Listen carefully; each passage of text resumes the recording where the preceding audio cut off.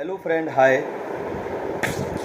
काफ़ी समय से आपके सामने कुछ वीडियो लेके नहीं आया था, तो आज एक नया वीडियो लेके आया हूँ। मेरे काफ़ी सारे फ्रेंड सर्कल में डिस्कशन चलता है, तो मैंने सोचा कि मैं आपके साथ में भी शेयर करूँ और उन फ्रेंड लोगों को भी इसके बारे में कुछ नॉलेज दे सकूँ, तो देना चाहता हूँ। ये मेरा जो वीडियो है ये ओनली फॉर हिंदू कपल्स और हिंदू मैरिज के अकॉर्डिंग है, मुस्लिम या मोमेडियन लॉ के अकॉर्डिंग नहीं है। उस पर अलग लॉ है और हिंदू में अलग लॉ है।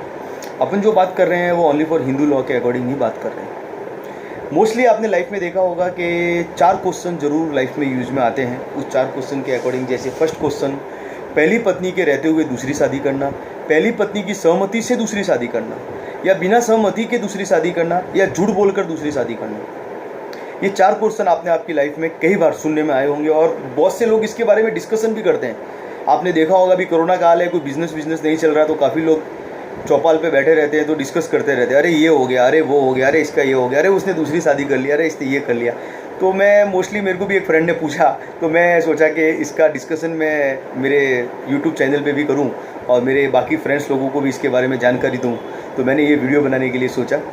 छोटा सा वीडियो है, आपके सामने लाया हूँ, आप इसको सुनिए और समझिए।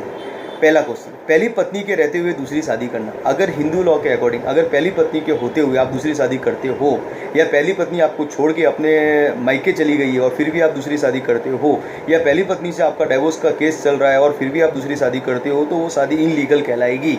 हिंदू लॉ के अकॉर्डिंग तलाक या डिवोर्स के बिना आप दूसरी शादी नहीं कर सकते हो। तो उसके खिलाफ अगर वो शादी कर लेता है तो उसके खिलाफ 494 IPC का सेक्शन लगेगा। लड़का हो या लड़की हो, दोनों के ऊपर 494 की IPC की सेक्शन लगेगी, जिसमें 7 साल की सजा है, 7 ईयर्स इम्प्रिजनमेंट।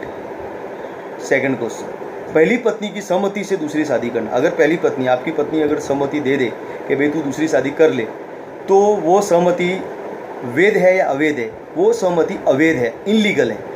वो सहमति में सहमति नहीं है, कानून उस सहमति को नहीं मानता है। पहली पत्नी के होते हुए अगर आप दूसरी शादी करते हैं और पहली पत्नी उस पर सहमति देती है, तो वो इनलीगल शादी कहलाएगी। वो सहमति जो वर्ड है वो इनलीगल हो जाएगा, इनलीगल कहलाएगा, वो अवैध या वैध लीगल नहीं है।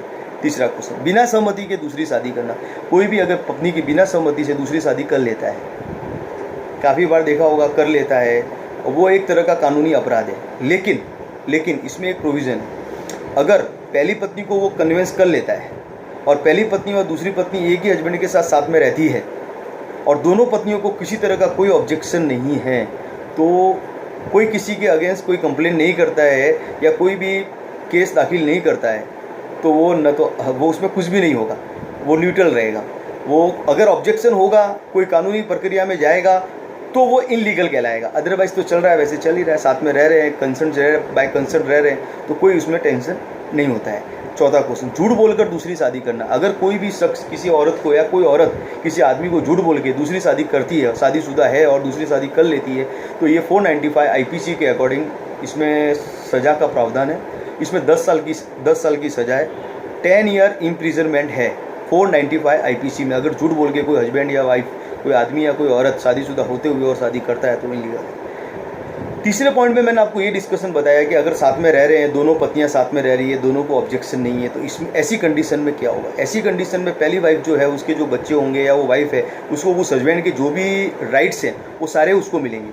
उसकी प्रॉपर्टी में वो मालिकाना हक जता सकता है, उसके बैंक बैलेंस, उसकी प्रॉपर्टी जो भी होगा, वॉट उस सब पे वो क्लेम कर सकता है। लेकिन सेकंड वाइफ जो है वो या उसका बेटा किसी भी तरह की कोई भी प्रॉपर्टी पर क्लेम नहीं कर सकता है।